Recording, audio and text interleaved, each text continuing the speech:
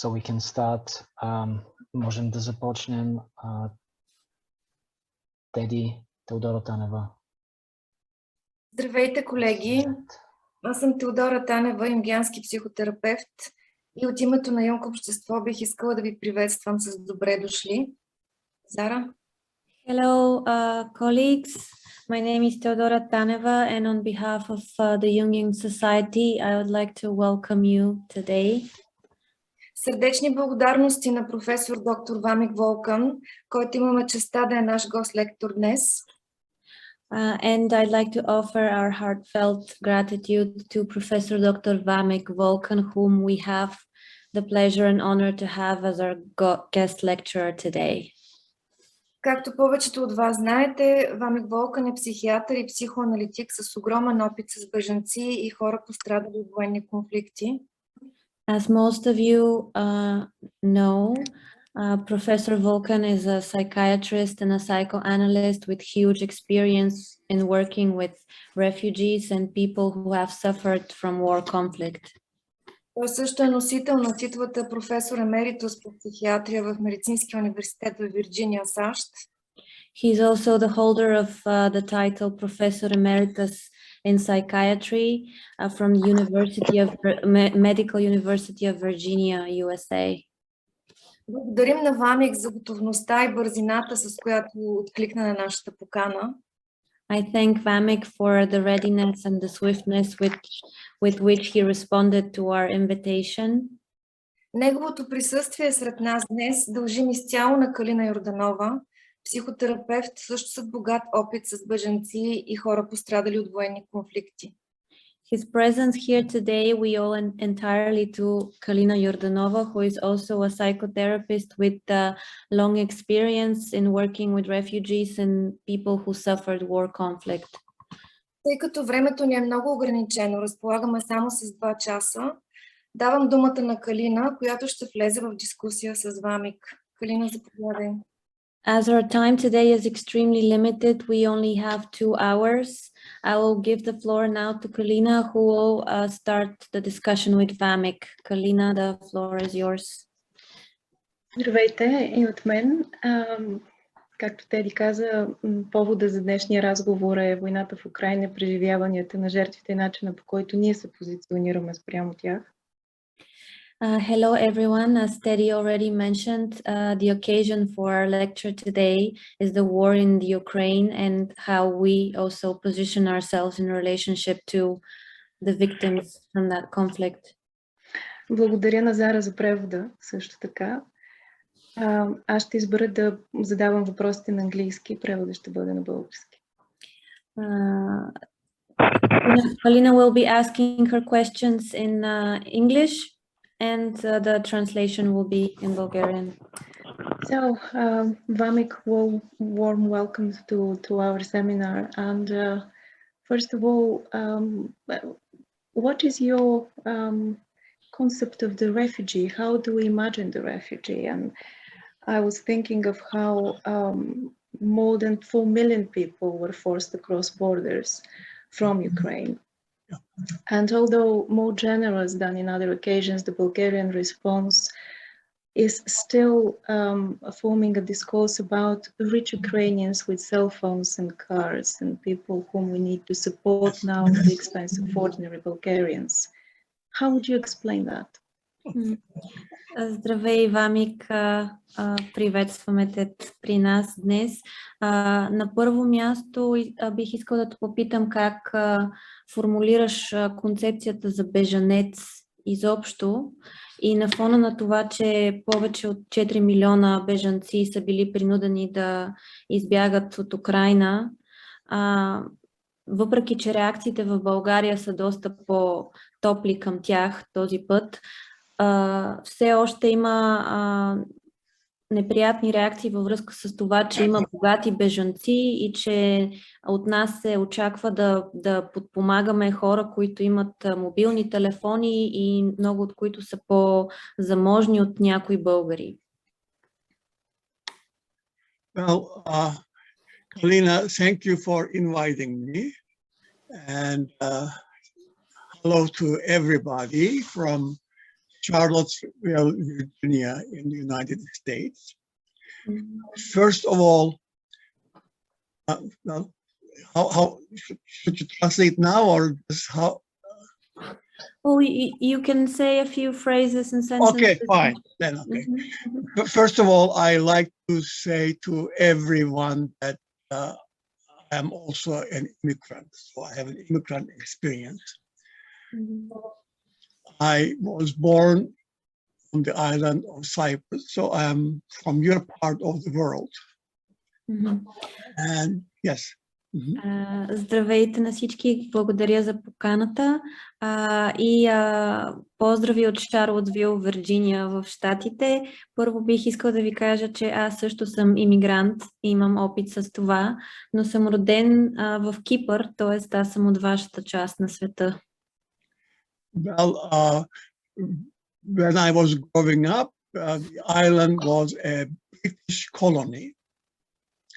I went to Turkey for my medical education, and after I became a doctor, I started working at a hospital in Turkey, but since I was British, they wouldn't give me money. And there was something going on in the world at the time called brain drain. Americans did not have enough physicians, so they were collecting physicians. So I went to America in 1957. Okay. Аз следвах медицина в Турция, но тъй като идвах от британска колония, те не искаха да ме финансират и по това време щатите страдаха от така наречената липса на мозъци и изтегляха мозъци от други места, така че аз отидох в щатите. So I was not really not a voluntary immigration. It's voluntary, but I wasn't planning to stay in America, but I stayed in America. And I want to say one more thing about me so that people understand where I come from. I became a psychoanalyst, but in 1977 or 79, then President of Egypt, Anwar Sadat, went to Jerusalem. And he, in Jerusalem, declared that 70% of the problems between Arabs and Israelis psychological. Sorry, could you say again the part with which president went to Egypt? Anwar Sadat, Egyptian president, went to Israel. Египетския президент. And he declared that the problem between Arabs and Israelis is 70% psychological.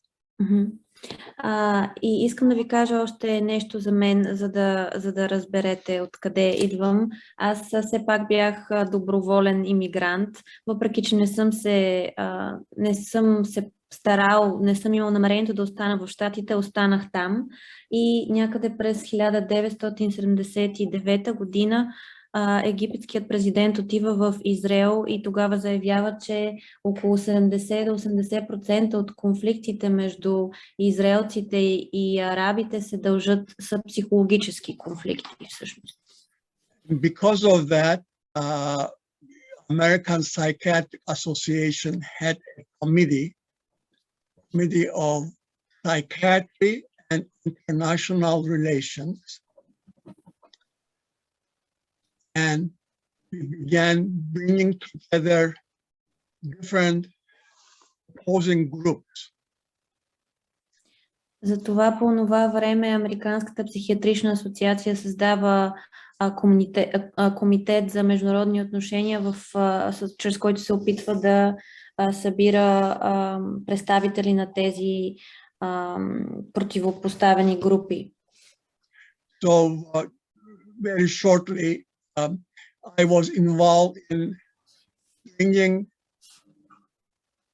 influential representatives of Soviet Union and Americans later Russians, Estonians, Croats, and Serbians, Turks and Greeks.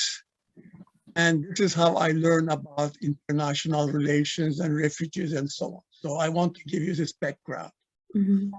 Така че по това време, работейки с тази комисия, моята роля се състоеше в това да събирам на едно място влиятелни представители на различни групи от изтока, от Съветския съюз, естонци, хървати, сърби, турци и гърци.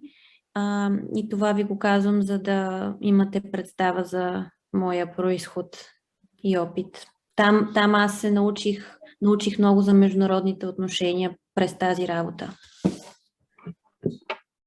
In order to really in-depth understanding of refugee issues, we need to focus on two topics. За да разберем, за да добием истинско разбиране за проблемите, свързани с бежанците, е нужно да се съсредоточим върху две главни теми. Number one topic is what is large group identity. When I say large group identity, I'm really referring to thousands or millions of people who will never meet each other in their real lives, but they share same sentiments and same historical backgrounds, such as ethnic groups, national groups, religious groups, ideological groups. Първият въпрос е въпроса за националната идентичност.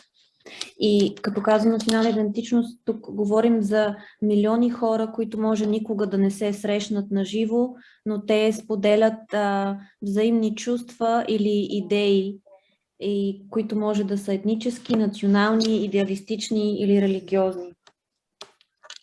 Like right now, this horrible thing we are watching, at the bottom of it, there's large group identity. We are Russians, we are Ukrainians.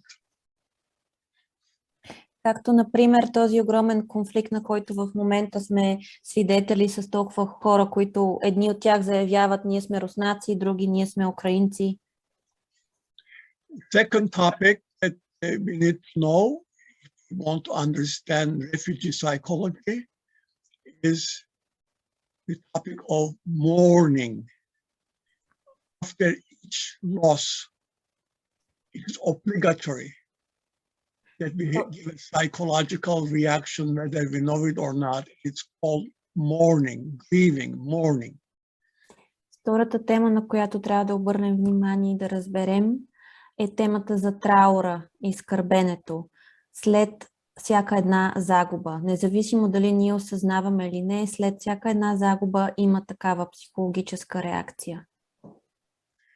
I understand that in the audience there are psychoanalysts, psychiatrists, psychologists, social workers.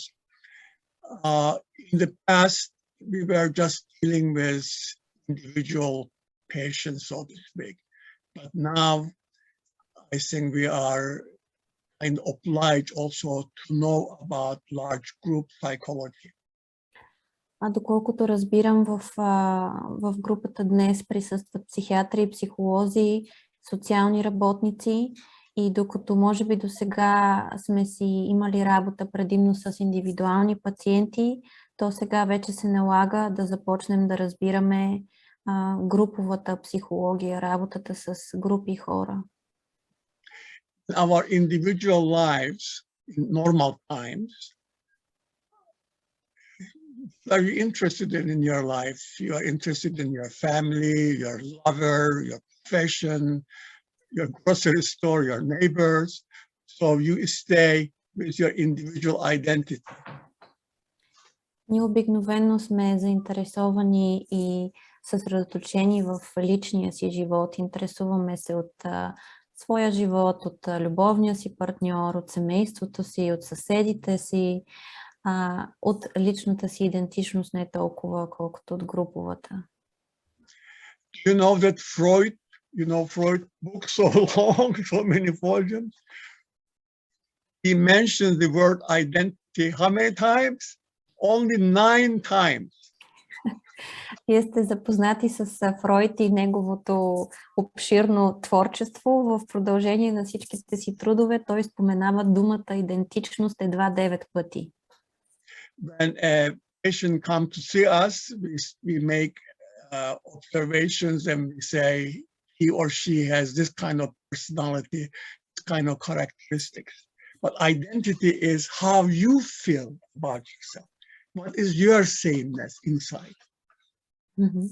Когато човек дойде при нас за терапия или анализа, ние правим оценка и определение за неговата личност, но идентичността е начинът, по който ние се чувстваме в себе си и мислим за себе си. Now I'll tell you about situations during which your personal identity becomes secondary to your holding on your large group identity. Сега ще ви разкажа за ситуации, в които нашата лична идентичност става вторична, заема второ място и ние се захващаме за груповата си идентичност. Again, oh my God,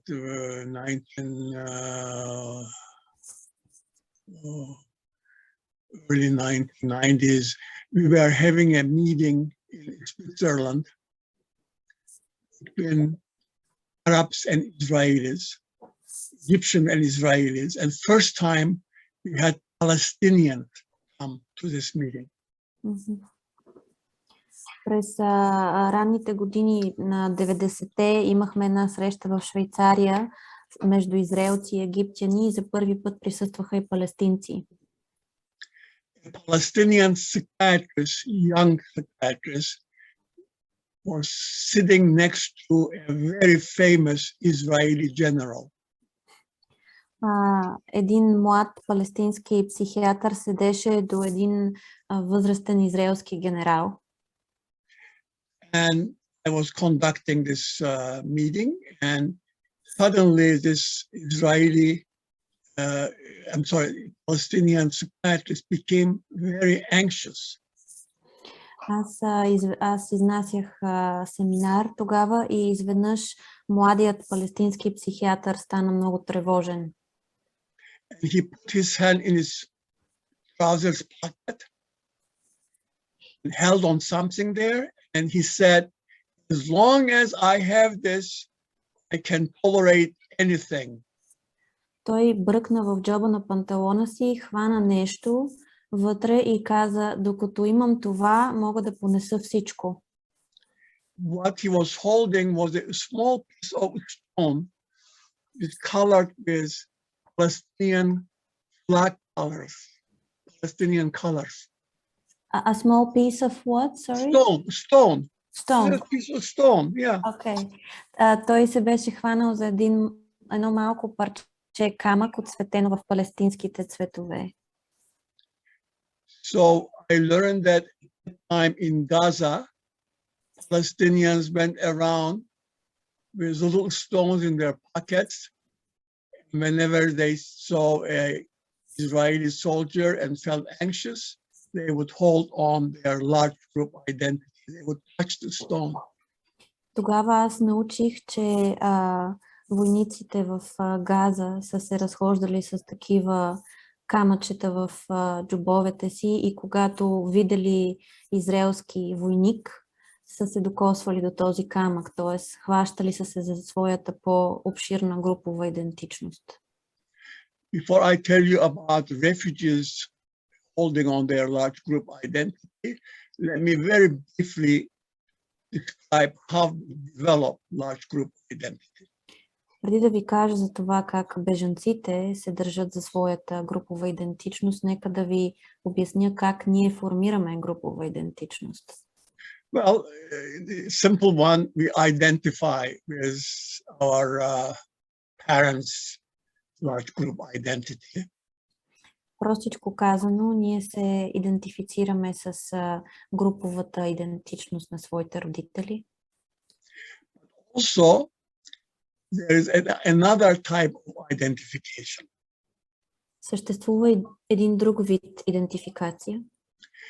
In regular identification, it is the child who is active, taking in things from parents. Обичайната идентификация е когато детето приема нещо от родителите си. But also parents push in things to the kid. Но също така върви в обратната посока, в която родителите набутват някакви неща в децата. For example, imagine a woman who loses a child dies, and she gets pregnant and gets another child is born. Second child has no experience with the dead child, but mother has an image of the dead child and put the image into the child, makes the child a replacement child. Например, ако някоя бременна жена изгуби бебето си и след това забременее отново, новото дете няма никакъв опит или контакт с изгубеното дете преди него, но майката вече има образ за изгубеното си дете и тя го вкарва в образа си за новото дете и го превръща по този начин в дете заместител. And then as the children grow, they experientially learn that they have a different large group identity than some others. Experientially, they learn. I'll give an example. Experientially, by experience. They by their own facing certain events, you learn that they belong to some other group. И също така децата, пораствайки, чрез опита си разбират, че принадлежат към някаква по-широка общност. Imagine me, 5-year-old kid in Cyprus. And I'm 89 now, so imagine me. Представете си мен на 4-5 годишно дете в Кипър. В момента съм на 89. And imagine my grandmother or my mother or my family taking me to a picnic next to a Greek farm. Представете си как майка ми или баба ми ме извеждат на пикник до някоя голяма ферма. And on this farm there are nice little pink piglets. И на тази ферма се разхождат едни малки сладки розови прасенца. And I, a 4-5-year-old kid, want to touch these pigs and love them. И аз като едно 4-5 годишно детенце искам да пипам тези прасенца и да ги обичам. My grandmother would say, "Yet, no." Because for a Muslim pig, you don't eat pigs. Pigs are dirty. Баба ми би казала, не, защото за мюсюлманите прасетата са нещо мръсно, те не ядат свинско месо. So experientially, I learned that I belong to a large group which is different than another group. И така, чрез опита си, аз научих, че принадлежа към една голяма група или общност, която е различна от друга голяма група. And that the child, I do not know the details of history and so on, but I learned that colors of flags are different, language is different, something different. Slowly I learned these things. И като дете аз не съм познавал историята, но съм виждал, че цветовете в знамената на държавите са различни, че езиците са различни и така нататък. So now, let us think of a huge tent.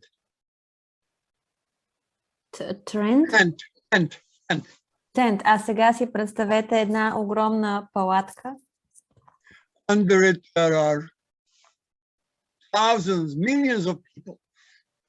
под която, или навес, под която има хиляди, милиони хора. And everybody have their own identity they are wearing it. И всеки един от тях носи своята идентичност като дреха. They have subgroups like you belong to this football team or you belong to whatever, Bulgarian Psychological Association or whatever. You have subgroups under it. И вие имате в своята идентичност и разнообразни подгрупи, като принадлежност към определен футболен клуб или психотерапевтична школа, например. But the canvas of this huge tent is kind of a second skin for everybody. Но тъканта на този огромен навес е една и съща за всички. Including the pole, the leader holding the tent under this canvas. Дори стълбът, който държи целият този навес. And when somebody speaks on this canvas, shakes it, sometimes the leader shakes it, somebody throws mud at it, somebody tries to tear it, then you forget about individual identity, you become preoccupied with the canvas of the tent. И когато някой разклати плътта на този навес, понякога дори това е самия лидер, ако някой го разклати, ако някой започне да хвърля кал по него, тогава всеки един под навеса забравя за своята лична подидентичност и започва да се притеснява за самия навес. So let me just say something about refugees at this point, and I'll come back to refugees again in detail. But now I like to say something about, when I'm using this tent analogy, I want to say something about the refugees. Нека сега да ви кажа нещо във връзка за бежанците, във връзка с тази аналогия с навеса, която използвам.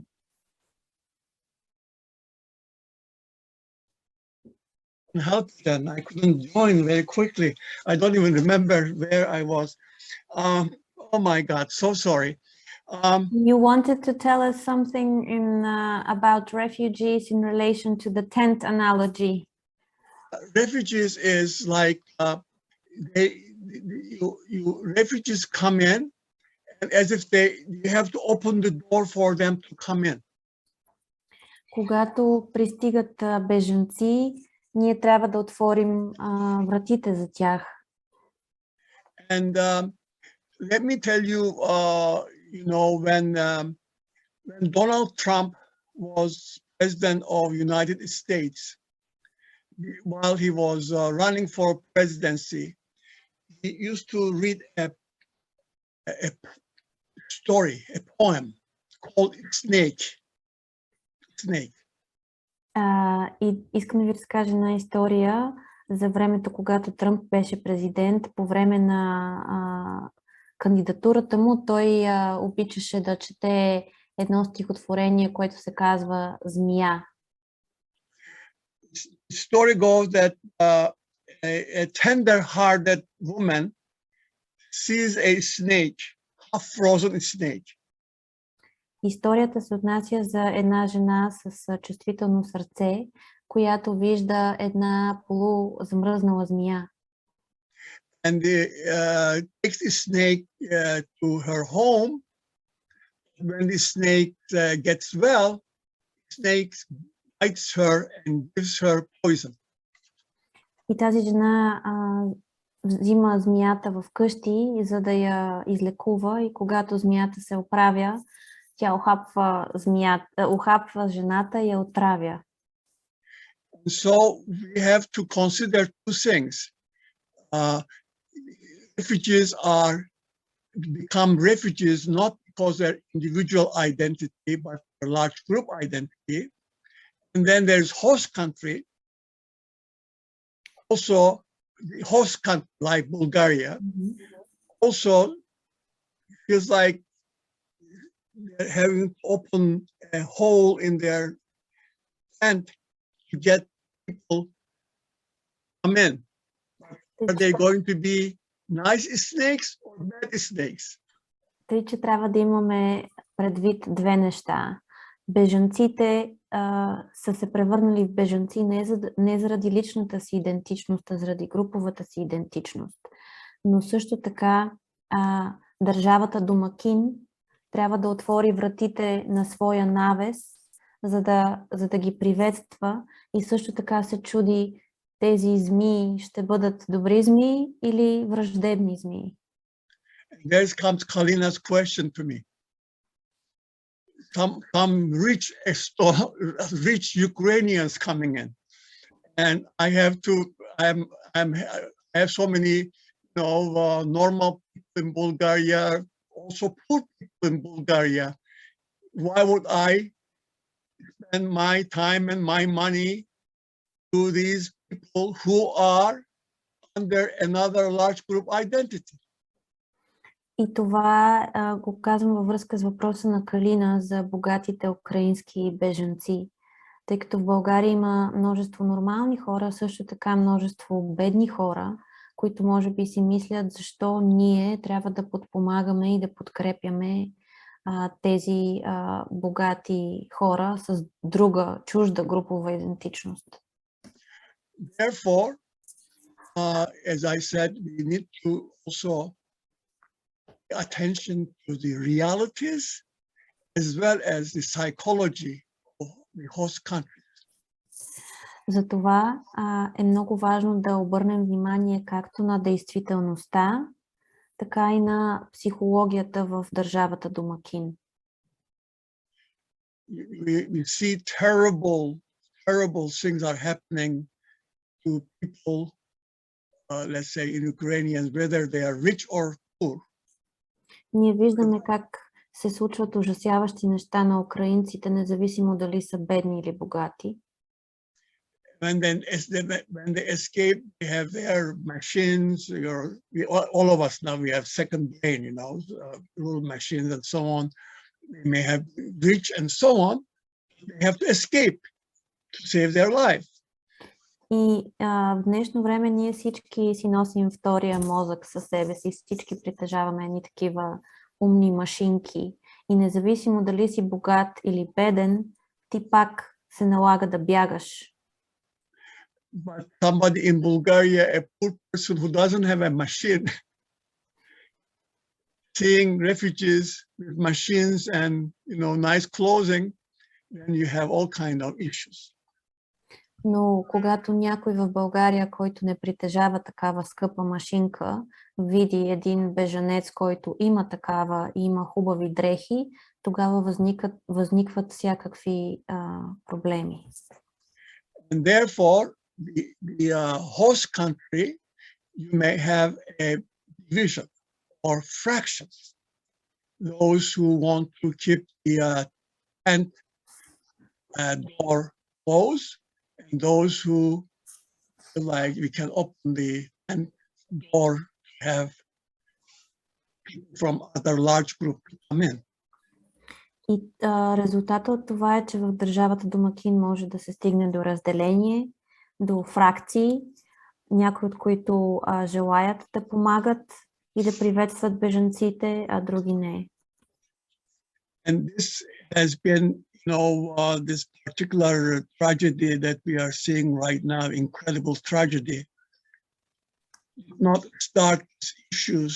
I mean, issues have been, refugee issues in Europe have been very, very active for some decades now. И този ужас, на който ние сме свидетели в момента, не е причината за тези проблеми и това разделение. Те са доста активни в Европа от много години, тези проблеми.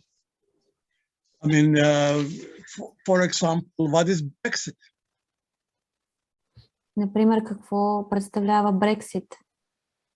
Only people that we want to come in. We don't want others to come in.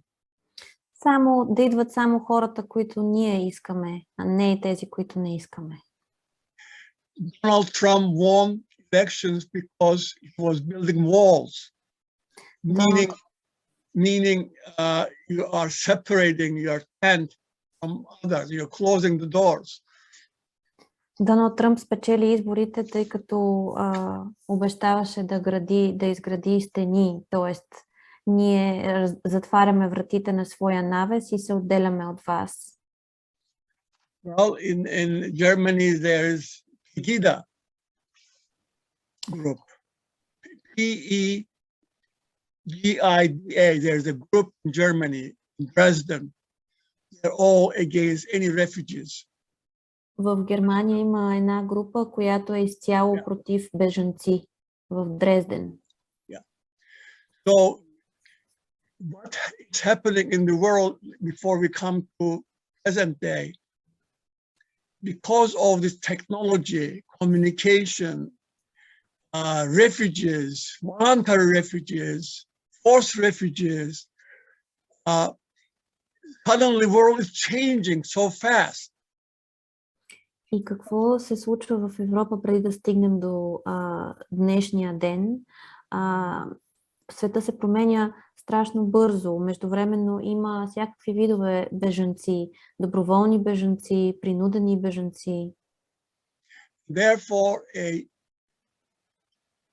psychology of who are we now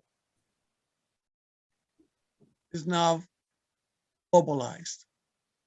Следователно, психологията на това, кои сме ние в момента, бива глобализирана.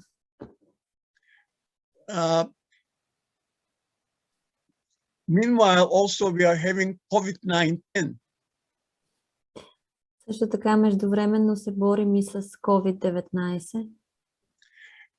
When I was, some years ago, we were joking about every large group in the world getting together and having a nice world, you know what I mean? And I came up with the following fantasy. Преди години, когато си говорехме за това как всички групи по целия свят могат да се съберат и заедно да построят един хармоничен свят, аз имах следната фантазия.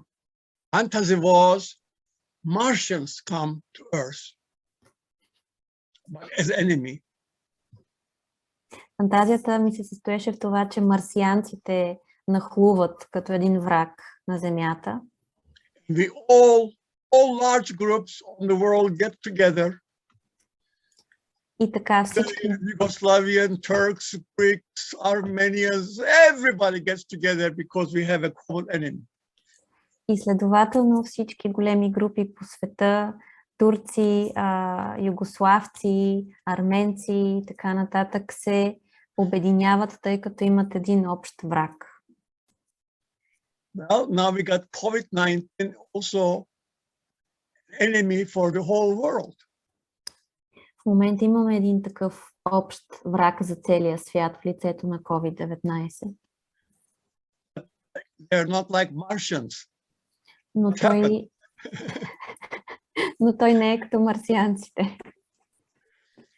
Everybody, for realistic reasons, we paid more attention to our physical borders because we want to protect ourselves.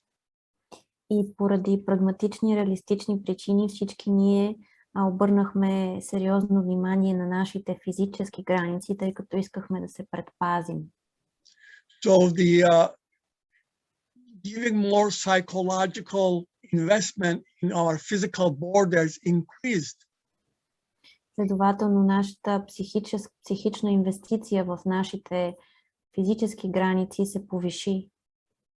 But at the same time, because of technology, every border has holes. Но същевременно, заради технологиите, информационните комуникации, всички граници се сринаха. Look at me. I'm in America talking to you. Вижте ме мен, как си говоря с вас от щатите. The adjustment of are we now? Adjustment of voluntary immigrants, forced immigrants is a big globalized issue right now in the world. И въпросът за доброволните имигранти и принудените имигранти е много голям въпрос в световен план в момента.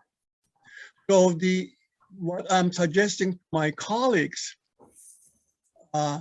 we need to learn more about large group identity. We need to read books and papers about it, do research on it, and make it available also for decision makers. Затова това, което аз предлагам и съветвам моите колеги, е да се образоваме по темата с широката групова идентичност, да четем книги и статии по въпроса и също така да направим тези материали достъпни за хората, за властимащите, които взимат важни решения по тези въпроси.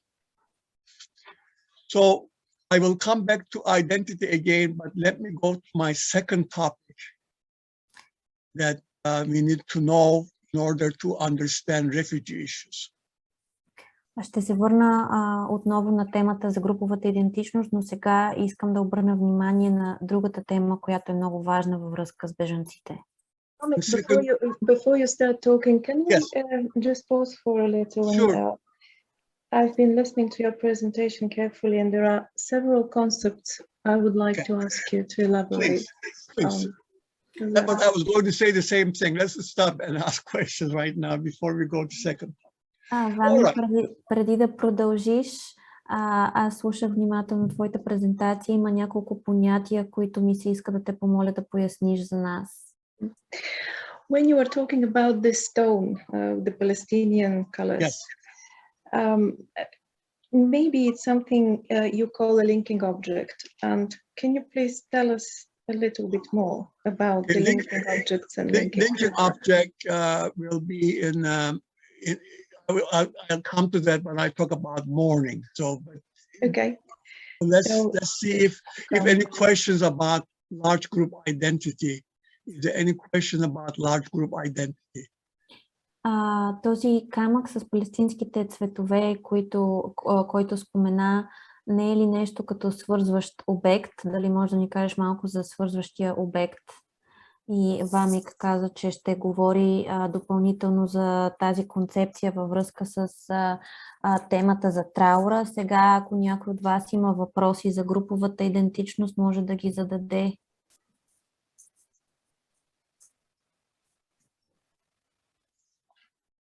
Okay, I have a question. Oh, there's a question. Okay.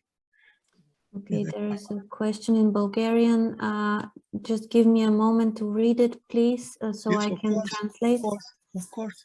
Може би аз да го прочета за аудиторията. Интересно ми е да обърнем внимание върху груповата идентичност тук в България и как тя се разцепва все повече под влиянието на новини, мнения и, разбира се, война. Откъде идва тази нужда?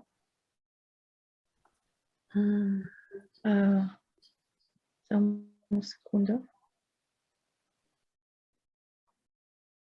So the question is the following. I'm interested to pay a little attention to the group identity here in Bulgaria and how it is being split more and more under the influence of news, opinions, and of course the war. Where does this need to identify rather with the Russian and Slavic identity and belonging come from, and of course the polarized negative mood, attitude, and in its essence, is this maybe one and the same process? A very interesting question. Let me just one thing that I needed to add to this. And remember this, and I said on the 10th there are each large group identity has their own symbols, identity markers. Ако си спомните за тази голяма шатра на груповата идентичност, за която ви говорех, под тази шатра в тази шатра има множество символи, които служат като маркери за тази групова идентичност. Some of them are very typical things. If you are in Bulgaria and you have your tent, on your tent you have your flag colors. Is one of them. Тези символи са разнообразни. Например, ако вие се намирате в България, плътта на вашата шатра може би отцветен в цветовете на вашето знаме. Например, For example, right now we are hearing about Ukrainians, even the astronauts wearing yellow. You know what I mean? Например, имаше тези дни една новина за това, че руските астронавти са се облякли в жълто, в един от цветовете на украинския флаг. What we noted when I was working in international relations is that an important and also complicated symbol gets stuck on the canvas. And that is what I call chosen trauma. Can you say in the first part again? And on this tent, you know, there are symbols saying you are Bulgarian, you're Greek, you're French, beside the flag colors and so on. A historical event only belongs to your large group. Memory of that historical event so is stuck there. Това, което аз научих в работата си в международните отношения, е, че върху плътта на тази шатра се запечатват като символи също исторически събития, които принадлежат на груповата идентичност. И това е, което аз наричам избрана травма. There are two types of this historical trauma that you see on this tent canvas. Има два вида историческа травма, които могат да се запечатат по такъв начин в тъканта на шатрата. The first one is called chosen trauma. My word, chosen trauma. Първият се нарича избрана травма. Това е термин от моята работа, който аз съм формулирал. No large group chooses to be traumatized.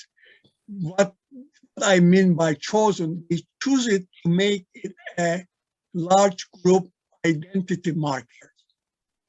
И под избрана травма аз имам предвид следното. Никоя голяма група не избира да бъде травмирана по определен начин, но групата избира да носи този белега от това събитие като един идентификационен маркер. Let me give you a couple examples.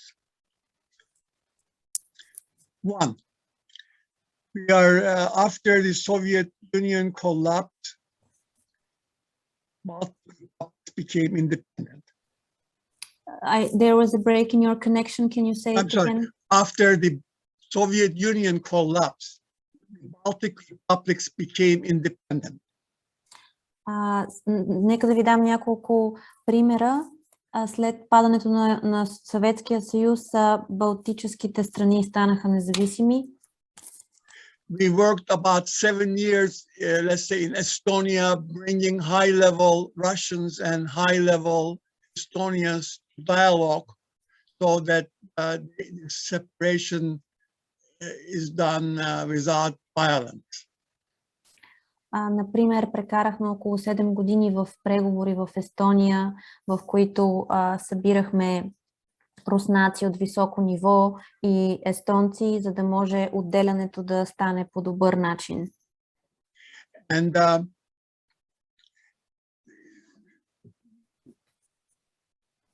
idea was to feel free to talk. I mean, I'm not a diplomat. We were going there and telling these delegates, just start talking wherever you want to talk.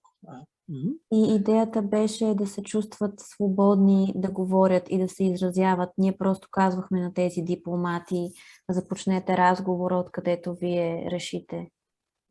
Since Estonians lived under Soviets and others so long, they could not express their angry feelings. They would turn blue sometime, but they would not say bad words.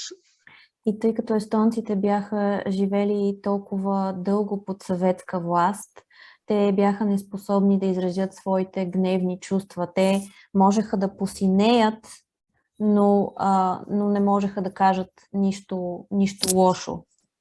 Не можеха да изразят лошите си чувства. We would meet every 4 months for 4 days. Срещахме се на всеки 4 месеца за по 4 дни.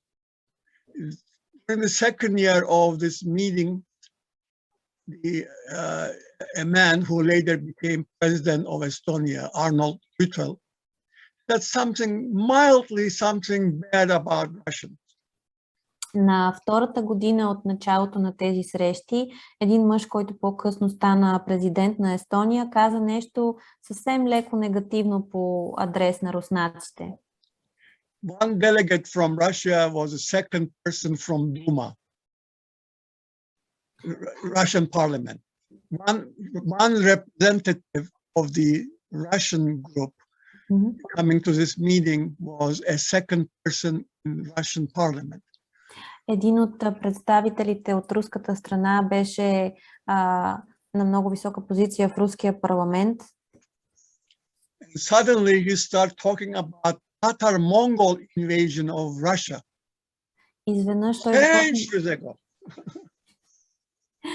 Изведнъж той започна да говори за катарско-монголската инвазия в Русия, която се случила преди много години. This is called frozen trauma. It's because they are saying, I have my marker. I have my, only to me that happens. It doesn't have anything to do for today issues, but some memory comes up, but memory is a large group marker. Това е, което аз наричам избраната травма. Това събитие, за което той говори, няма нищо общо с настоящите събития и това, за което говорим, но това е един избран маркер на групова идентичност. Това е един спомен и такива спомени се събуждат в такива ситуации, а паметта и спомените служат като такива идентификационни маркери. Said, Tatars and Mongols captured Moscow, hurt us. Therefore, we're entitled to have some other people under us, but we are going to be so nice to them. Следователно, ние се чувстваме привилегировани и се чувстваме, че някой трябва да седи под нас и че ние не желаем да имаме добро отношение към него заради това, което ни се е случило в миналото. If you bring Greeks and Turks unofficially, if you bring some Greek representatives and Turkish representatives unofficially to dialogue about Aegean Sea or Cyprus or that, unofficial, not official. You know what happens after if a Turk says something kind of bad about a Greek? Ако съберете на една среща официални представители на Турция и Гърция за преговори, знаете ли какво се случва, ако някой турчин каже нещо лошо за грък? Suddenly is Paul of Constantinople, 1453 comes up. Sorry, I'm having a hard time hearing. Suddenly, the Greek representative may start talking about an event took place in 1453. Изведнъж гръцкият представител може да започне да говори за някакво историческо събитие от 1453 година. So that it becomes an entitlement, megali idea. Тоест започваме да се чувстваме все едно нещо ни се дължи и някой ни е длъжен. Slobodan Milosevic brought his Lazars out of its grave the Battle of Kosovo was inflamed.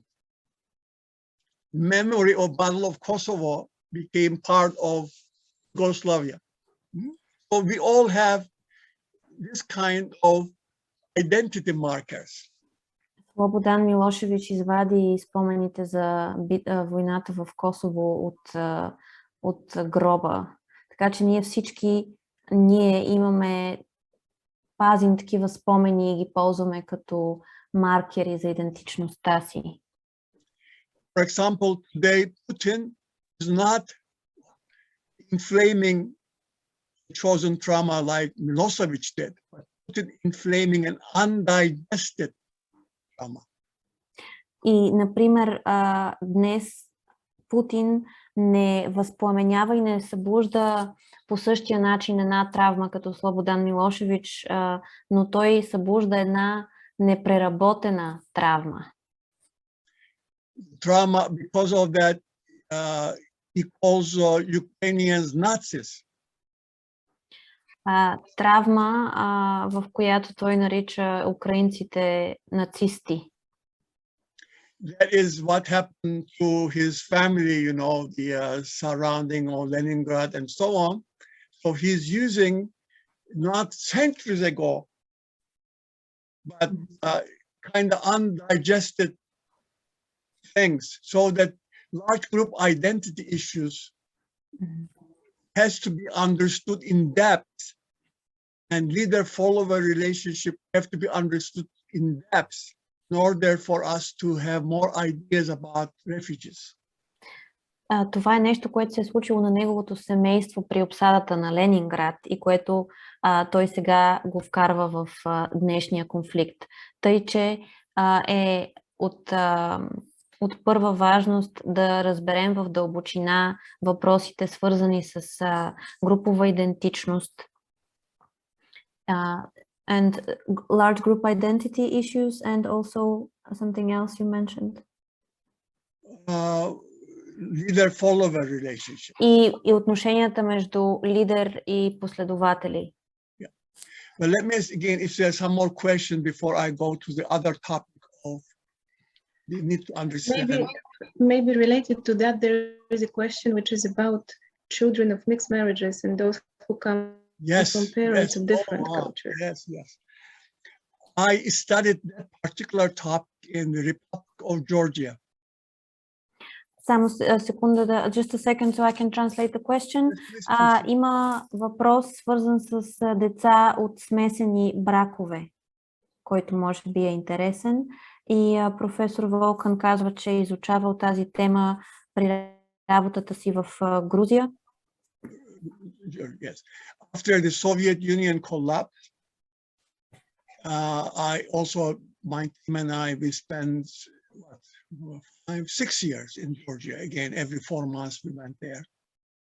След разпадането на Съветския съюз прекарахме около 6 години в Грузия. And our main area was finding an unofficial dialogue between Georgians and South Ossetians, which also South Ossetia, Skin Valley, was also legally in Georgia. But South Ossetians and Georgians, different ethnic groups. И тогава работехме върху това да установим диалог между грузинците и хората от Осетия, които са две различни етнически групи. And there were marriages between South Ossetians and Georgians, that's in Skin Valley. И имаше множество бракове между хора от тези две групи. And this occurred. There are two brothers, one took the Georgian side and the other one the South Ossetian side, and they're shooting at each other. Имаше ситуации, в които двама братя стрелят един по друг, един от страната на Грузия, други от Осетия. So it is a big issue sometimes, you know, what children do. Other questions before I start other topic about more. There are a few more questions. Please. Yeah.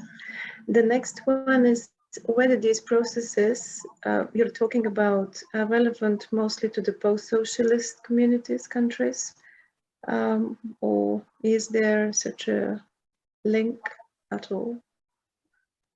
Slavomir Slavov is asking the question. Maybe if Mr. Slavov elaborate a bit on that. Let me just say that I have been working all over many parts of the world. I want to say something first.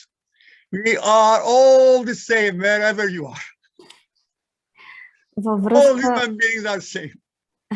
Във връзка с въпроса на Славомир Славов за това дали тези процеси се наблюдават предимно в постсоциалистическите общества, Вамик казва, нека ви кажа, че на първо място ние сме еднакви. Ние сме абсолютно едни и същи по целия свят. Of course, we have language, religion, color differences, and if you enjoy the beauty of differences, you feel comfortable. But if you don't enjoy beauty of differences and make your large group identity issues take over in a bad way, you are having problems. Затова, т.е. ние се различаваме в своята религия, в своите езици, в цвета на кожата си. И ако вие сте човек, който може да се наслади на красотата на това разнообразие, тогава ще ви бъде добре. Ако обаче позволявате на проблемите от вашата групова идентичност да ви превземат, тогава ще имате проблеми. Ще имате трудности. They said that in old days they would say you go to America to find gold. Например, преди време се казваше, че отиваш в Щатите, за да търсиш злато. I came to America and I got my psychiatric training, and since I was a foreigner, they would give me $75 a month. And can you imagine during my work as a resident in a hospital? 1958-59. През 1958 и 59, когато аз получавах психиатричното си обучение в Щатите, ми даваха по $75 на месец стипендия. Можете ли да си го представите? They tell me that if I accept work for 2 years in a mental hospital, state hospital, it would give me $35 more every month. Тогава аз бях резидентен лекар в болница като чужденец и ми казаха, че ако приема постоянна работа за 2 години, ще ми дават по $35 отгоре. Of course, I accepted it, and when I finished my training, they sent me to a place called Cherry Hospital in North Carolina. I went to work in a hospital.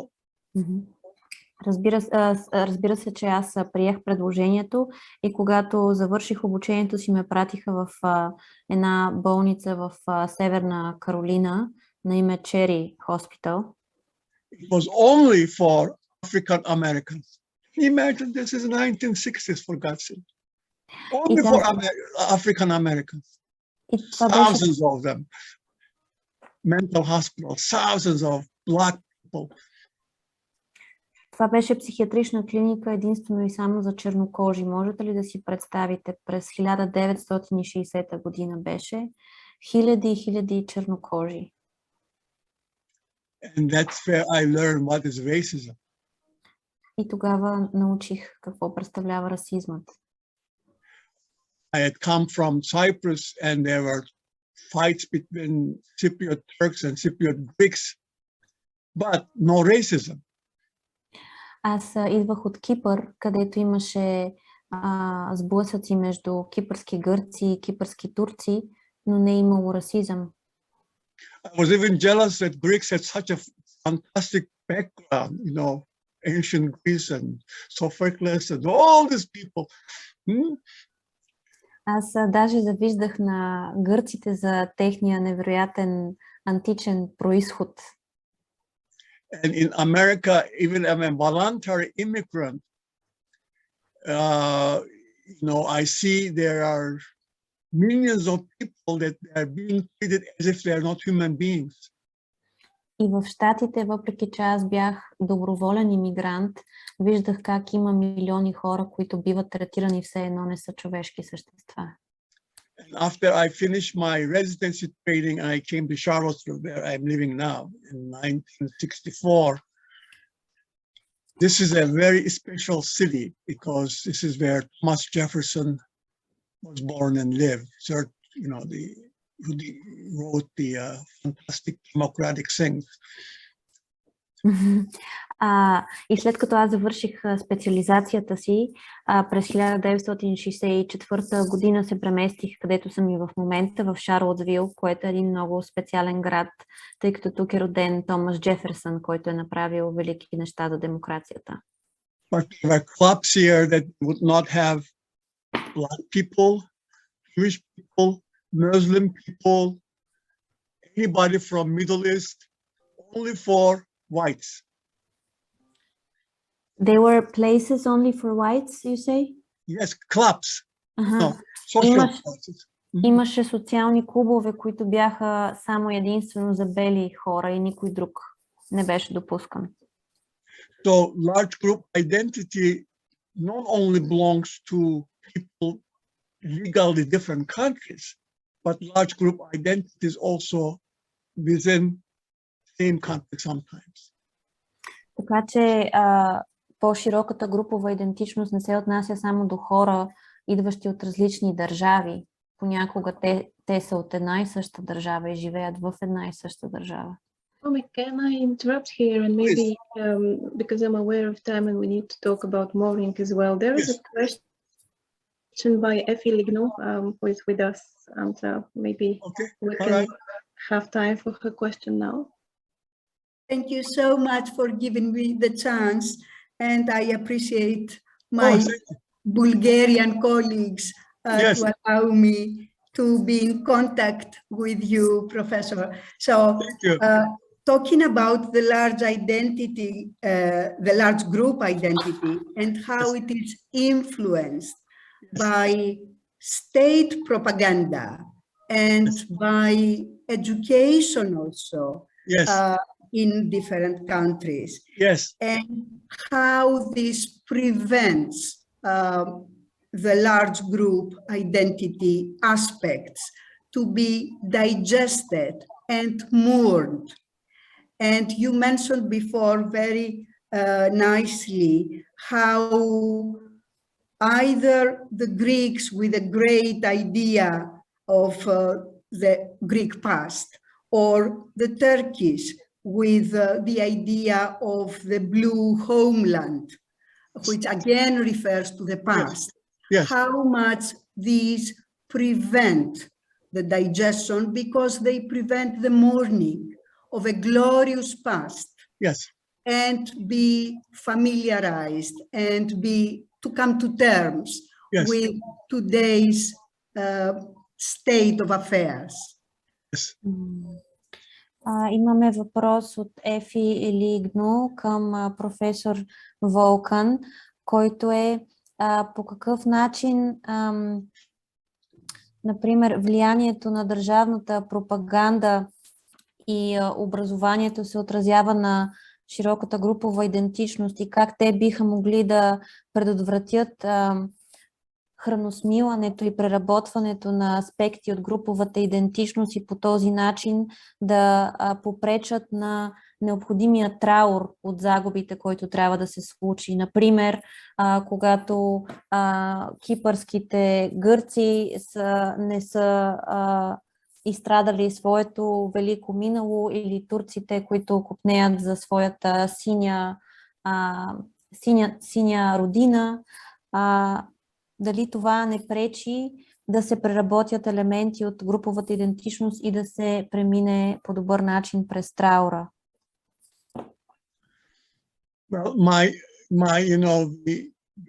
my second person, my assistant director of my team was a Greek, So our team was run by a Turkish American and Greek American together.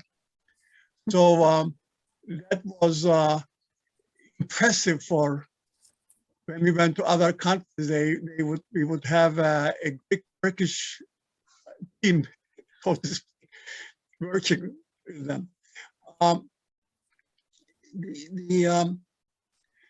Since you are from Greece, let me tell you, the area that we failed most was having a Greek-Turkish dialogue. You know why? Daytime, they would have their megali idea, blah, blah, and so on.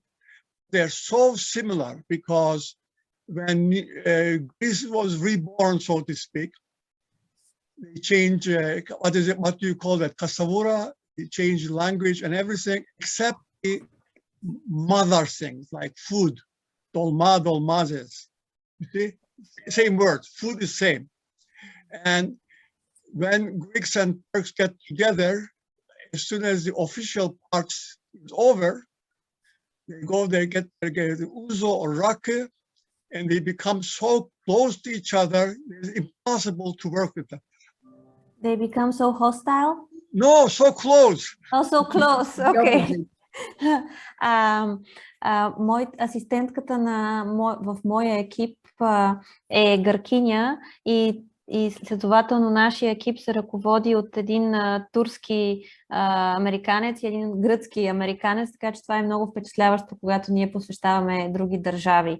Но тъй като вие сте от Гърция, това, което мога да ви кажа е, че областта, в която ние се проваляхме най-често при преговори между турци и гърци, беше това, че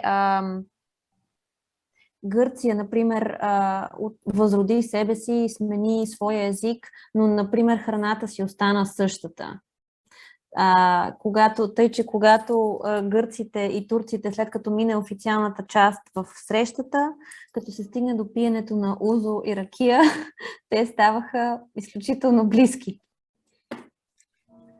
The reason I brought this example is that today's affair between Ukraine and Russia has similar aspects which are fed into the people by propaganda. I was yesterday talking with a group of colleagues, psychotherapists, Ukrainian and Russian. And of course, what has split them apart is what the propaganda has fed the population with, particularly the Russian population, with, in order to explain the invasion to Ukraine.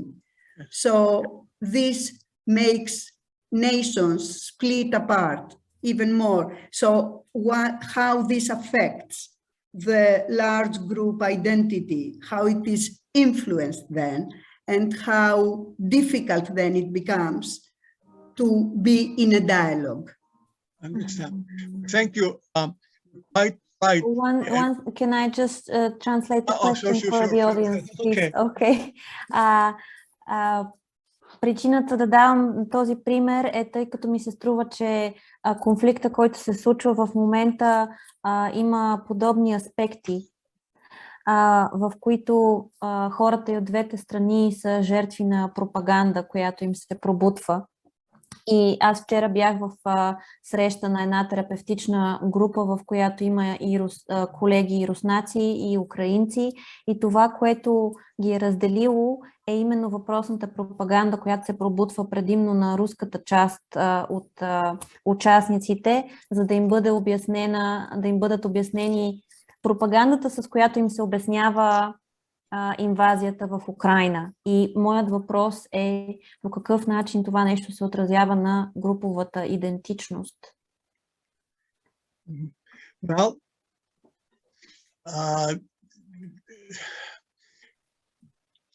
I wrote about political propaganda, and anybody wants some of these papers, and Kalina knows my email address. I can send to people. Very briefly, what you're saying, Efia Niknos, is how we also pay attention to wasn't going to talk about is leader-follower relationships. Yes. There are leaders who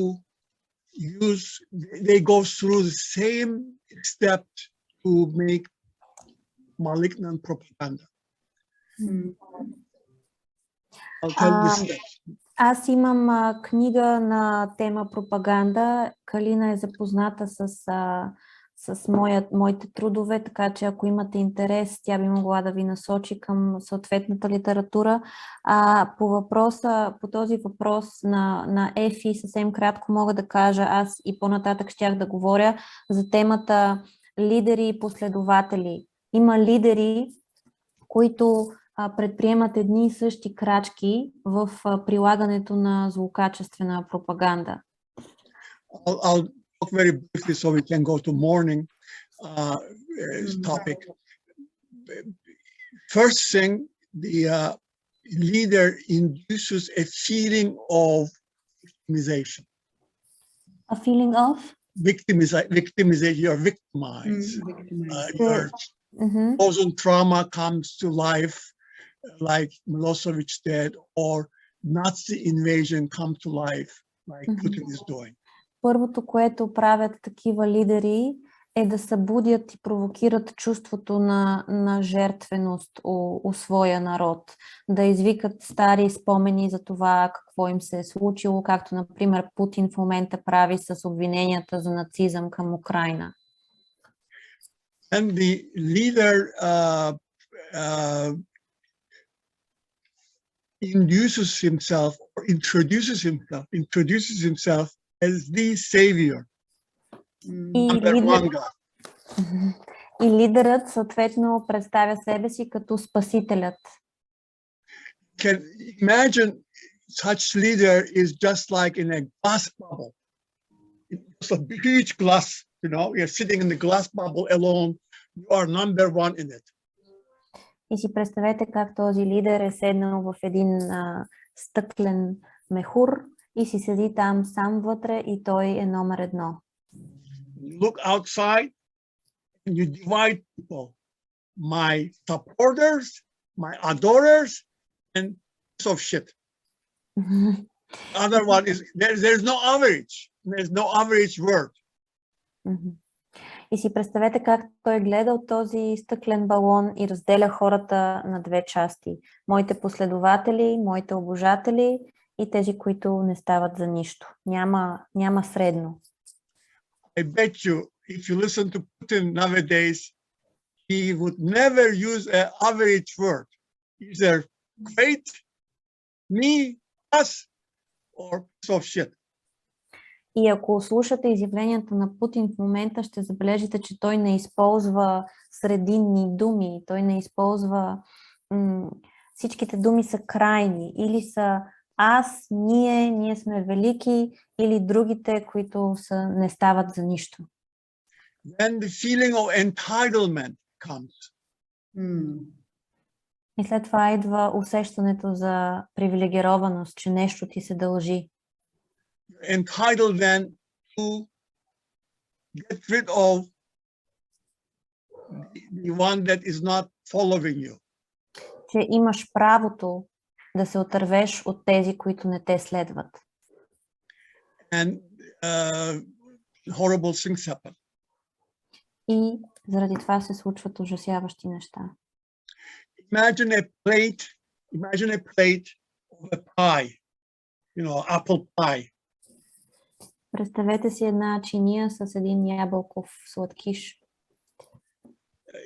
A little, you know,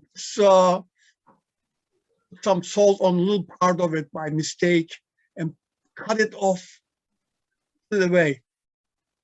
И някой по грешка си отрязва едно малко парченце от някъде. So the big part is you, your large group, and this little bad part should not touch you. И голямата част от пая сте вие, вашата голяма група, а малката частица няма право да се докосва до вас. If you are Hitler, then you completely throw away the little piece out of the plate.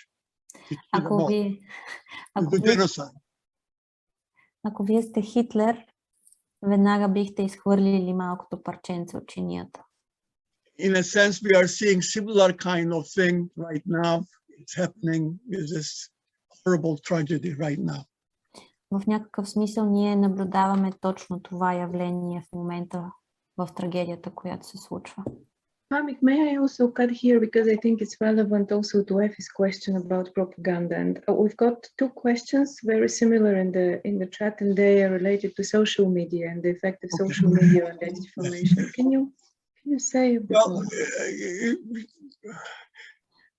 All kind of, I mean, social media, like in America, there's this fantastic division between one social media and the other.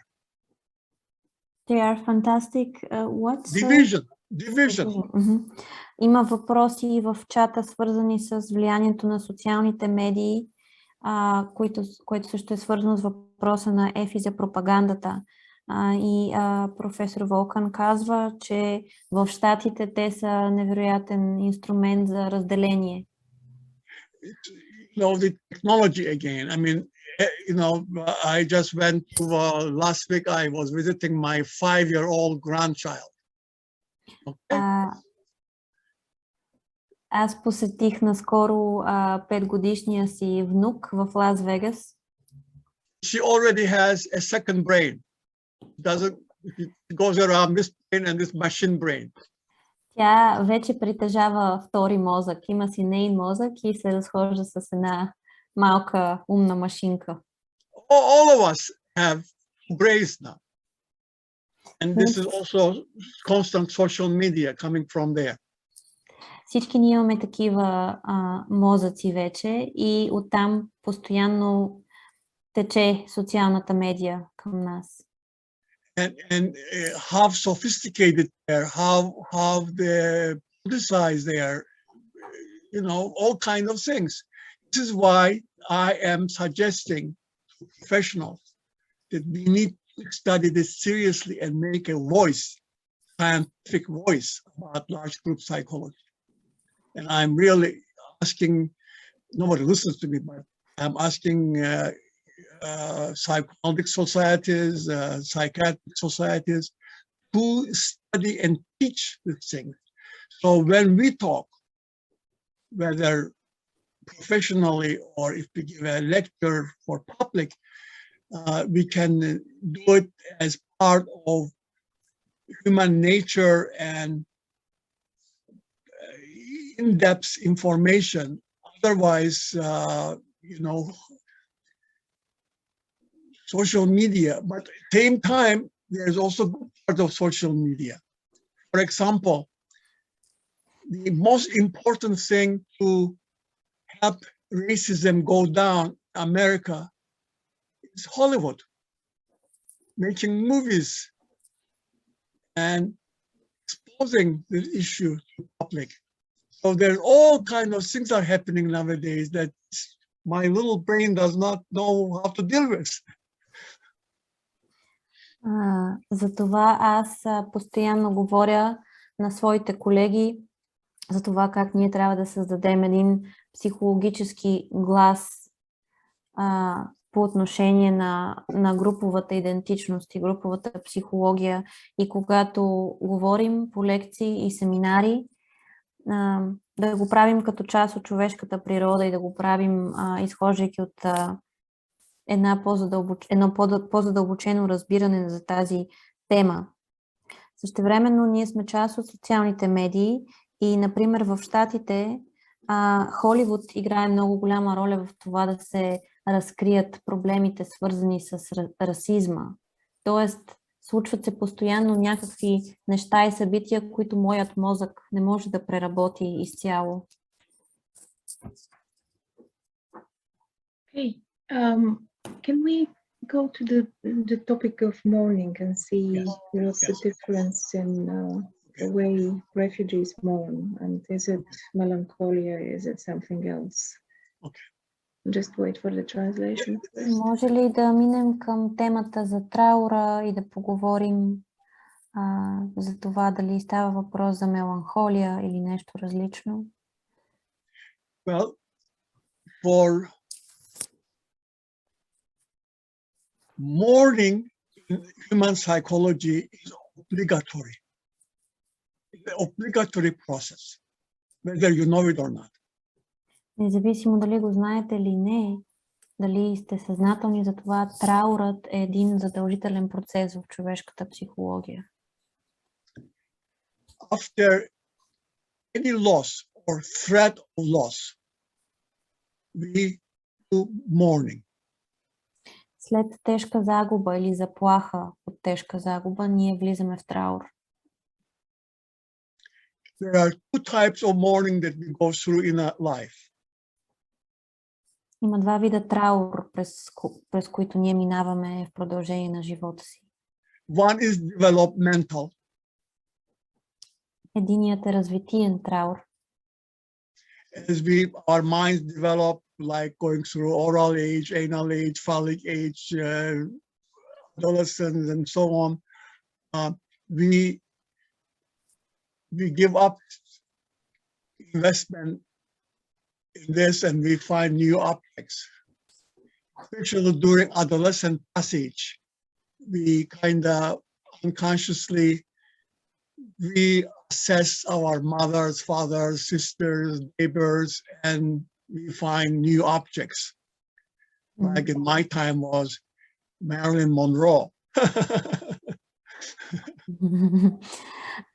Например, когато ние израстваме и минаваме през различните фази на развитие, например анална, орална, фалическа, юношеска и по време на пубертета, например, това е един период на преходен период, в който ние пускаме определени обекти, например майките си и сестрите си, и намираме други обекти, за които да се захванем. Например, по мое време това беше Мерилин Монро. If a person goes through this developmental process without much complication, then that person will be able to manage adult mourning when there's a actual loss. Ако човек се умее да премине през този процес на развитие без особени усложнения, тогава той ще е способен да преминава по добър начин през траура на възрастния човек при тежка загуба. Let me start with adult mourning. It has two parts. One is called kind of grief reaction, acute part, and one process of mourning. Нека да продължа с траура при възрастните. Той е разделен на две части. Едната се нарича реакция на скръб, която е по-изострената част, а другото е процес на скърбене или траур. If you have anticipatory grief, like you have a grandfather my age, I'm now 89, your grandfather will be dead or maybe sick and for many months, you kind of slowly let it go. Ако случаят е такъв, че вие имате очакваща скръб или предусещаща скръб, например баща ви е много възрастен като мен и вие очаквате, че той скоро ще почине, тогава вие малко по малко можете да го пуснете. The opposite be unexpected loss. Like you are driving your car, you have an accident and you look around and your 6-year-old daughter is dead. Обратният случай е когато претърпите неочаквана загуба. Например, карате автомобила си, изведнъж има катастрофа и вашата 6-годишна дъщеря умира. During grief reaction, you have your ego has a split. Not your images. I'm talking about ego function splits. The split is in the ego. Ego function. Mm-hmm. Окей. По време на такава скръбна реакция или реакция на скръб, вашият аз претърпява разцепване. Функцията на аза претърпява разцепване. Let's say that your husband died and you're sitting at home, but around 5 o'clock when he usually used to come home, you kind of hear a car parking as if your husband is still alive and came back home. Но да кажем, че вашият съпруг е починал, вие си стоите от дома около 5 часа вечерта, по времето, което той обичайно се прибира, и чувате как навън паркира кола, все едно той си идва. You may have a dream and you see your husband actually dead in a coffin in your dream. He's perspiring as if he's alive. Тогава може да видите в съня си вашия починал съпруг в ковчег, но да се усмихва все едно жив. So their denial, their ego function, their split of your ego function. Така че тук има отричане, има разцепване на функцията на аза. You bargain in your mind. Let's say if I did not go out in the rain, he would not get pneumonia. And you start imagining going out with a dead person, but there's sunshine.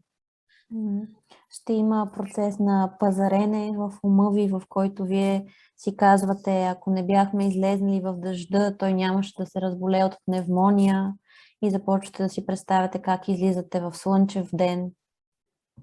Then there's anger. После идва гнева. Angry feeling, yes. Who are you angry at? In reality, you're angry at a person who died and disturbed your life. На кого сте ядосани?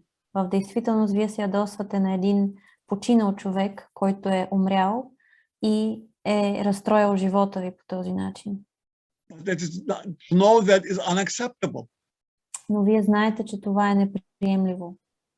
So you're angry at the doctor who didn't take care of your husband or your wife. Следователно се ядосвате на лекаря, който не се е погрижил както трябва за съпруга или съпругата ви. Or you're angry at the cold weather or a germ. Или се ядосвате на студеното време или някой вирус или бацил. When angry feeling comes, it is like a notary public. Means that you really accept that somebody is lost. Somebody gone. Когато се появят чувствата на гняв, това е като някакъв вид публичен нотариус, т.е. вие тогава наистина приемате реалността, че някой си е заминал. Then the mourning process, very slow process starts. И тогава започва много бавния процес на скърбене, на траур. In clinical practice, very seldom we see people who get stuck in grief. And many years later, they have the same symptoms. Very seldom. I have seen a couple of them. В клинична практика много рядко се срещат хора, които се заклещват в периода на реакцията на скръбта. In usual situations, grief reactions may be few weeks, few months. Обичайно тази реакция трае няколко седмици или няколко месеца. What is mourning when it starts? Mourning means means what Freud wrote about. Траурът какво представлява? Представлява това, за което е говорил Фройд. Freud's paper Mourning and Melancholia, we never realized, but now we realize is also talking about internal images. Internal object images. Is a relation. He wrote about object relations by writing about mourning and melancholia. We never mentioned that.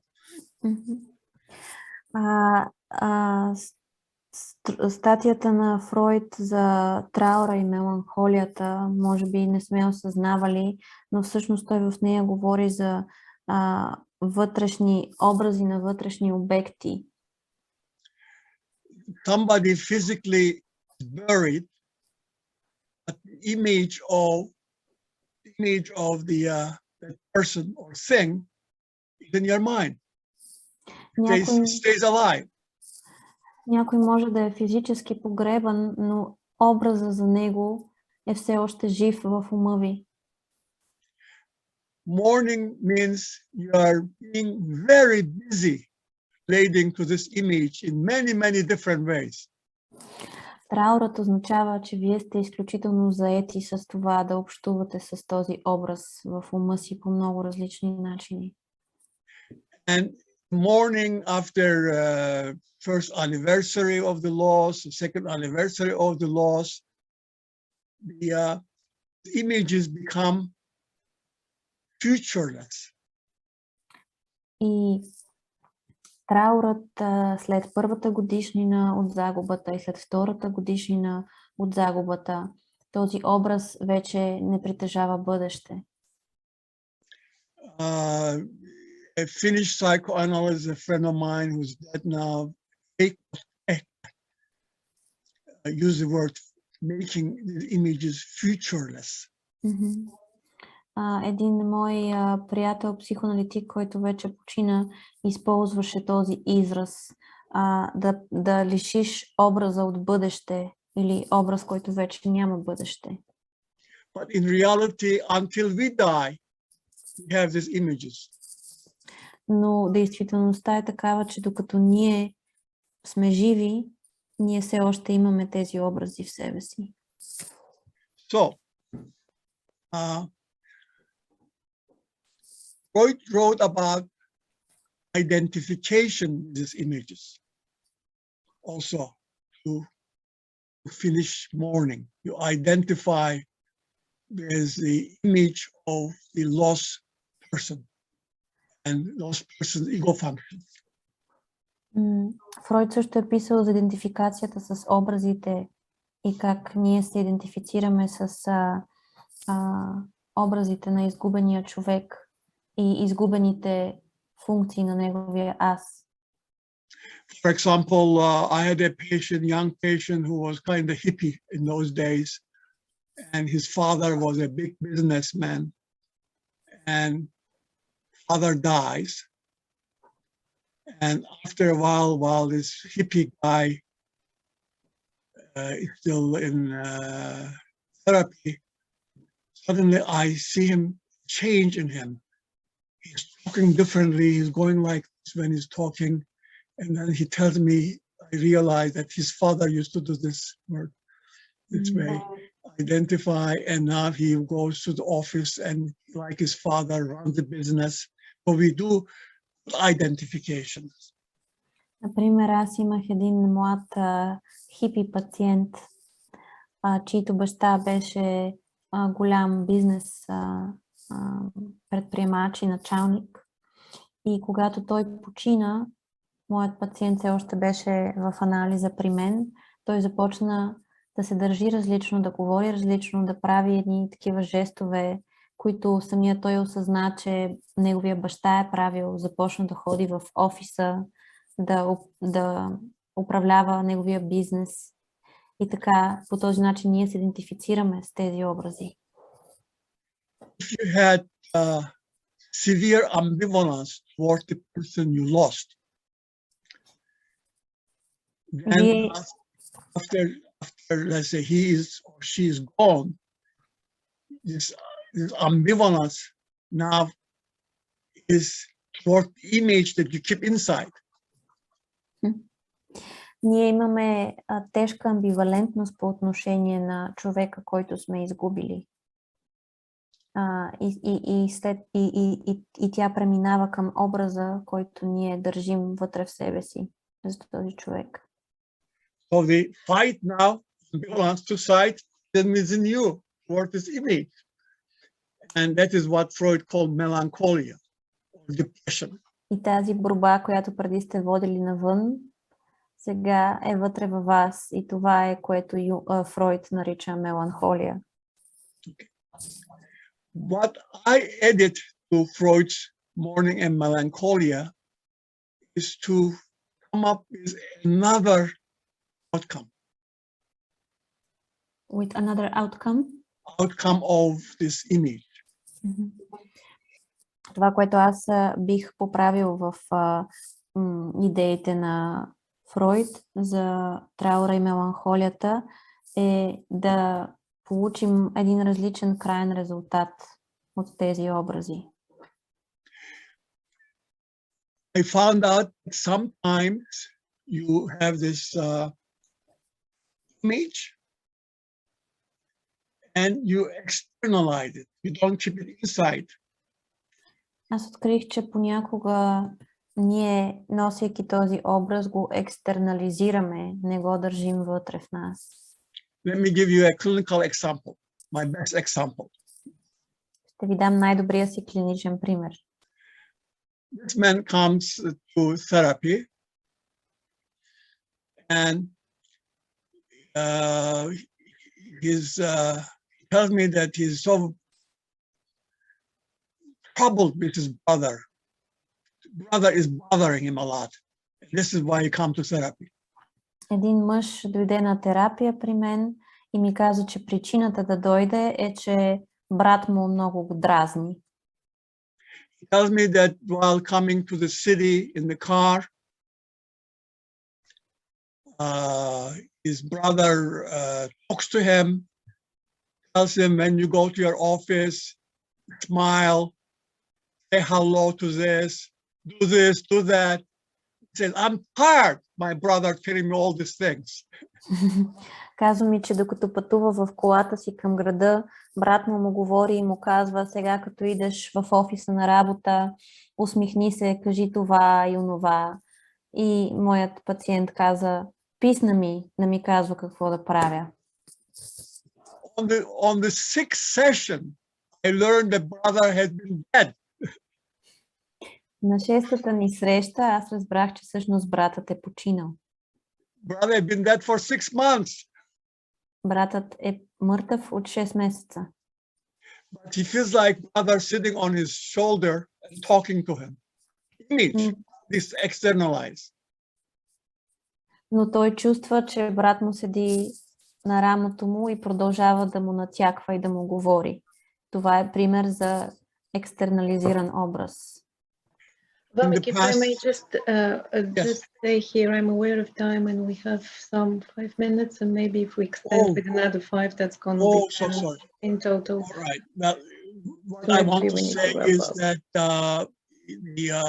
when a refugee comes, because there's a huge loss, location, family, graveyards, everything, and the refugees is in the grief reaction or mourning reaction. So when there are hundreds of them, thousands of them, they also big groups process all these mournings. And so the professionals also need to study mourning process very clearly in order to deal with them.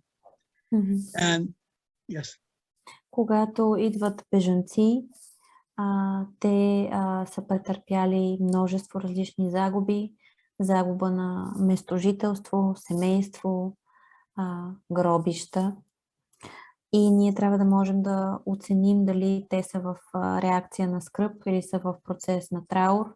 Следователно, другото нещо, което е много важно да проучим добре и да се запознаем, е процеса на траур, за да можем да се справяме адекватно, да се отнасяме към...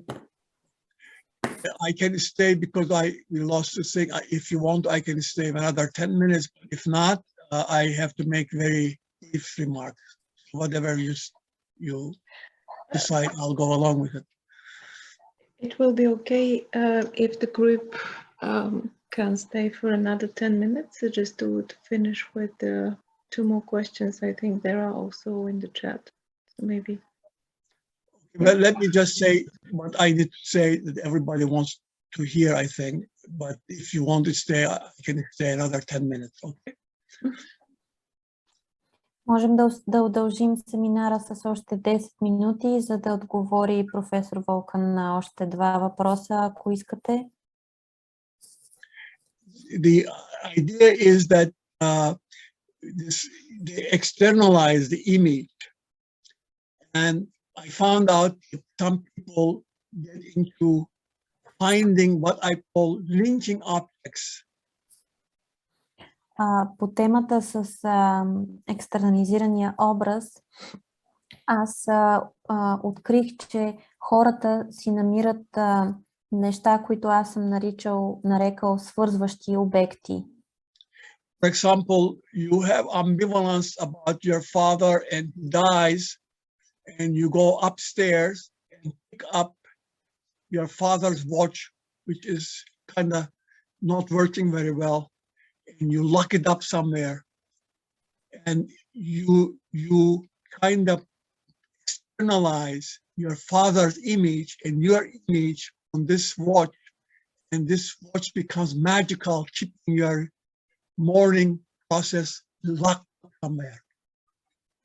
And you lock it somewhere? You hide it? Lock. Yeah, you wear it. You put it away. You externalize your.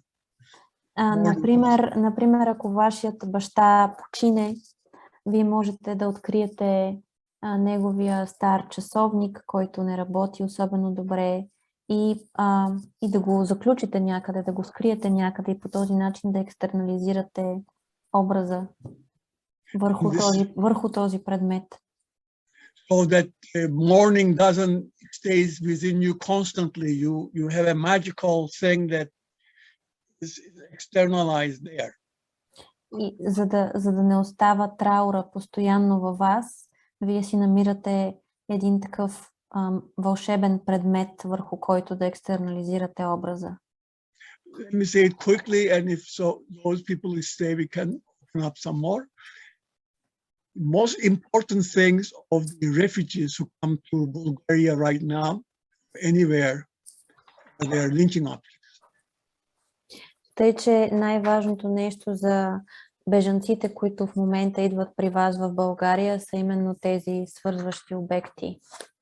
They chose something to bring with them that connect them to their homes in Ukraine, or their, I don't mean home only, I mean emotionally.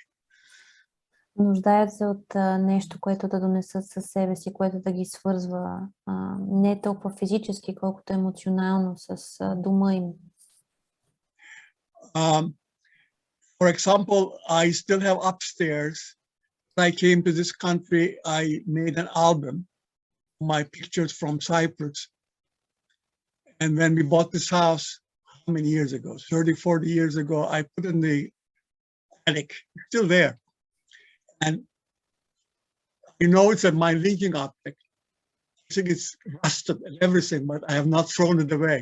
It's still, so interpret. Yeah. Yes. Например, когато аз се нанесох тук в тази къща преди 34 години, си направих един албум с снимки от Кипър и той все още е на тавана ми. Той е моят свързващ обект. Some refugees, they may want to, if Ukraine gets better, they may want to go home. But if they're going to stay in Bulgaria, they have to develop biculturalism. They will still keep their Ukrainianism, but they'll also be, in a way, part of Bulgaria. So these are the issues that we deal with refugees, whether they are voluntary, especially when they are not voluntary. И така, ако ситуацията в Украйна се подобри, може би украинците ще могат да се завърнат, но ако се наложи да останат в България, те ще трябва да развият бикултуралност. И това са част от, независимо дали става въпрос за доброволни бежанци, но особено когато става въпрос за принудителни бежанци, това са част от въпросите, с които трябва да се занимаем. You're going to stay another 10 minutes, but people may live, some of them.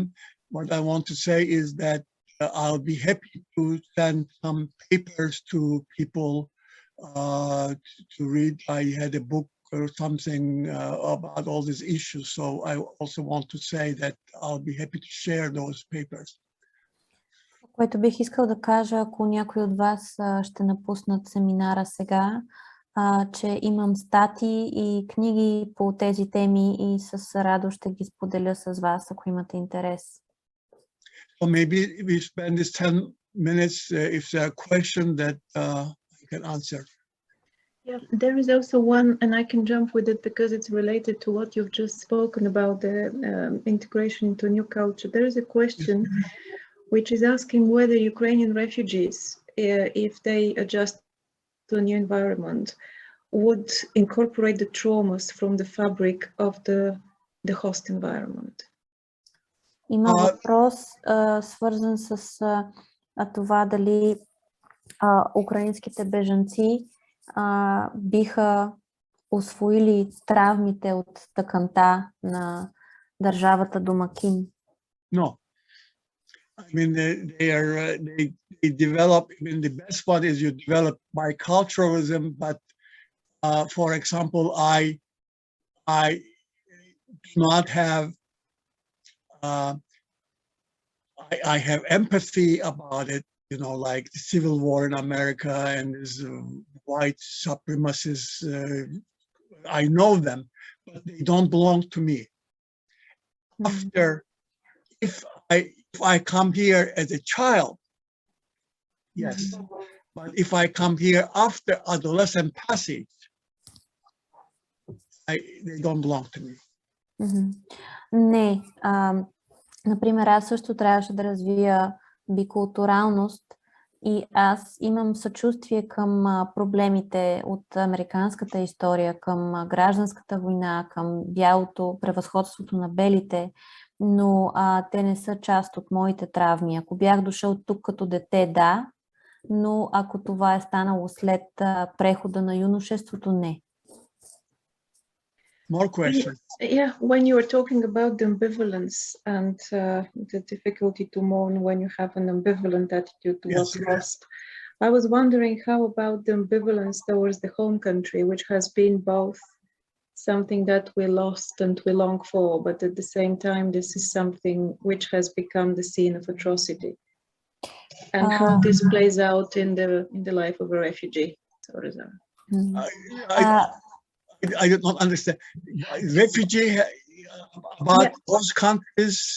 I was thinking of the ambivalence of the refugee towards their home country, which has become also the place of violence.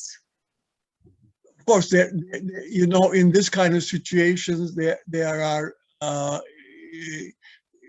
like in the present situation in Russia, there is Russians division. I mean, I'm in contact with a lot of Russians right now who are very afraid. In fact, police is after them. Most of them escaped to Yerevan. There are divisions in the country. So, say again. Ask a question again, please. Yes, I was wondering about how the ambivalence to the home country plays out in terms of adjustment to the new environment. Yes, of course, and I think also in the host countries there is ambivalence. Those people who open the door and those people who don't. I mean, it's so. There are also, don't forget, we need to don't forget about the realities also. There are realities about it, unbelievable realities, economic realities. I mean, my goodness, adjustment. I mean, this is not, it's not all psychology. So psychological people, please explain the psychology of it so that it's understood better. But every psychologist also do not forget the fact that there's also realities. Въпросът на Калина беше за това дали по същия начин, по който нашата амбивалентност към загубения обект може да ни попречи да минем през траура си. Дали ако бежанецът има амбивалентност към своята родина, като място, за което копне и същевременно място, на което са се случили ужасни зверства, това също може да попречи на неговия траур и на адаптацията му. И професор Волкан казва, че в момента има разделение навсякъде. В Русия също има разделение и също има амбивалентност и в самата държава домакин. Но това, което не трябва да забравяме, е, че има едни действителности, едни икономически и невъобразими действителности, към които хората трябва да се приспособят. И ние като психолози трябва да обясняваме както психологическия смисъл на случващото се, така и да сме съзнателни за действителността. Okay, so maybe we can close here. I thank you very much for joining us. Well, it is thank you for asking me to join you, and I felt very moved because, you know, I kind of belong to that part of the world, so I joined you, and I appreciated your interest in my work, and I'm most grateful that I had this experience. Thank you very much. Много ви благодаря за поканата ви. Аз бях много развълнуван да се присъединя днес към вас, тъй като аз произхождам от вашата част на света. Благодаря ви много за интереса към мен и моята работа. Много се радвам, че имах възможност да бъда с вас днес. Bye-bye. До скоро. Довиждане.